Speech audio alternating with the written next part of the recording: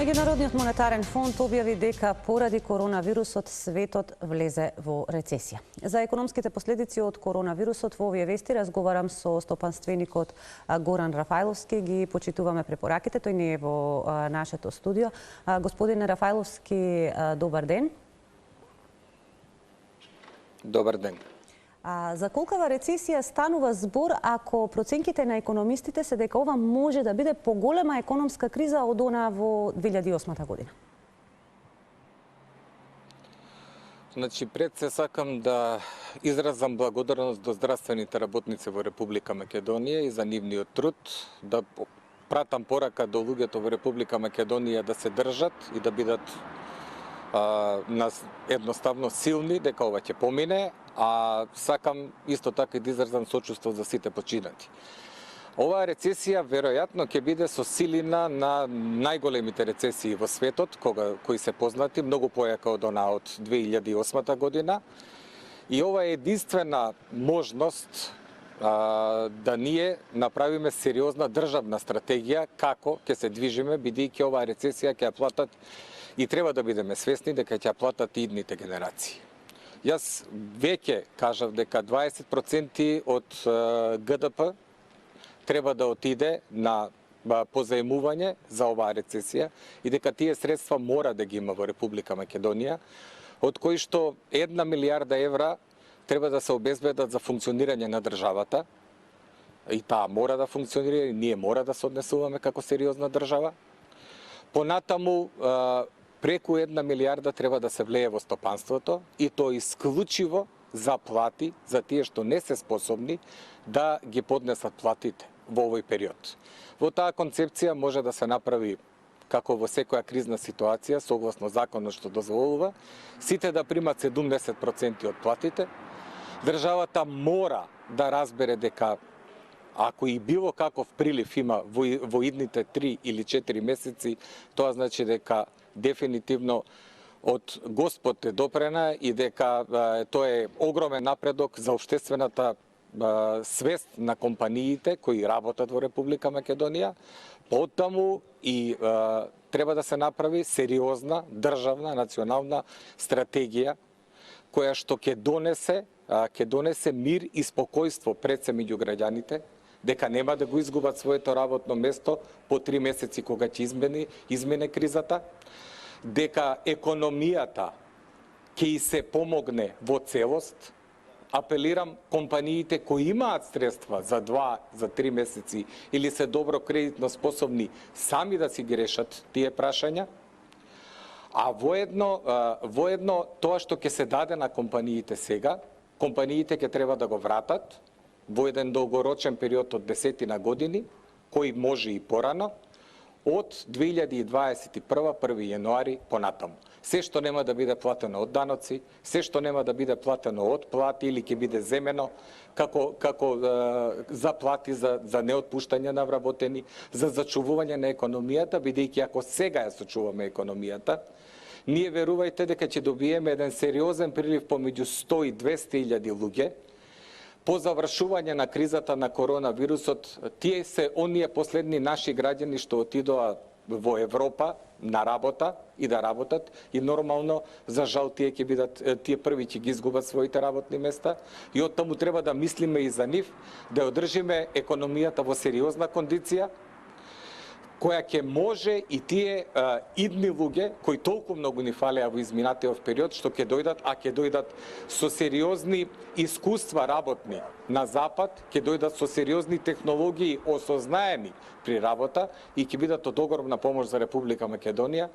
Нацијата се чува со национална стратегија, мислам дека е сега вистинско време за тоа, и час поскоро, како што милуваше нашиот премиер, а сега лидер на Социјалдемократскиот сојуз, да каже да се донесе стратегија, да се внесат пари во касата, да се внесат пари во стопанството, бидејќи опстанокот на стопанството ќе значи и опстанок на сериозна држава која ќе оставиме на идните наши граѓани, на новородени, на идните наши деца, А дека ќе бидат должни за оваа криза, па секаде во светот ќе бидат должни за оваа криза. Еве една Германија, по нивните пресметки ќе отиде дури и 24% од ГДП на Германија.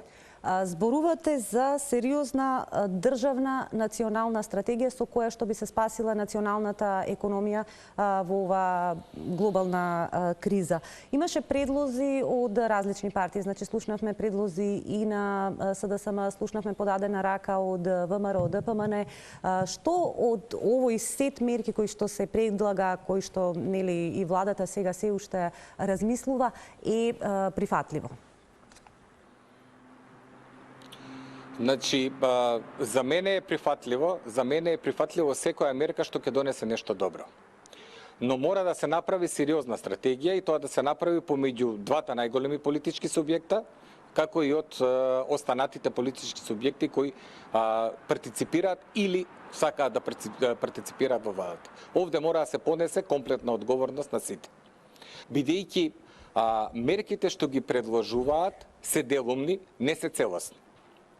Целосна мерка е, како што веќе кажав, 70% да се даде на сите компании што немаат заплата, дали се микро, мали, големи или така натаму, да се даде да исплатат платата на вработените, за да не останат вработените на улица и за да не се доведат во ситуација да немаат во наредниот месец средства како да преживеат. Значи, тоа е многу важно, да се заштитат граѓаните. Знам дека е тоа еден сериозен процес, знам дека ќе треба многу сериозно да се пристапи кон тоа и многу голема поддршка да се направи како компаниите да ги земат тие средства што поскоро, а исто така мора и да се земат независно сега колку ќе чинат. Ќе чинеа нешто помалку пред најавата на Соединетите Американски држави и Германија дека 3 трилиона ќе повлечат тие за сопствените потреби заради коронавирусот и кризата економска која следува од истиот. Тоа ги поскапе парите. Но се уште е возможно да се дојде до нив, се уште е возможно да се повлечат, па и нека чинат повеќе на крајот. Ако на државата и се вратат, ако потроши, да речеме, за стопанството 1 милијарда евра, и за 10 години се вратата истата земја 15 годишен кредит, 80% од средствата, тоа значи дека ќе потроши 200 или 300, нема да ги потроши сите. Јас не велам државата да ги поклони средствата на стопанствениците, туку државата да им овозможи на стопанствениците да продолжат да функционираат, да работат, да ги задржат своите вработени, бидејќи секој вработен е многу значаен било каде, на било кое место и во било која компанија. Господин Рафајловски, има денеска едно предупредување од Обединетите нации кој навистина прозвучи вознемирувачки, а тоа е дека поради големите рестрикции што ги воведува владите во светот може да има и недостиг на храна. Дали е ова премногу песимистичка проценка? Мислам дека Обединетите нации треба да се вршат својата работа, а не се ја вршат. Обединетите нации, ако земат сериозно, можеа да предложат на сите влади 4 недели да ги затвориме сите границите, да се направат што поголем број на тестови за ковид и после 4 недели или 3 недели да се почне со испитување на населението и да изгледа целото население што не е заразено и да функционира. Значи, има и такви решенија. Обединетите нации во оваа ситуација не сметам дека е добро што ја креваат тензијата. Ви благодарам, Горан својата основна работа што ја имаат.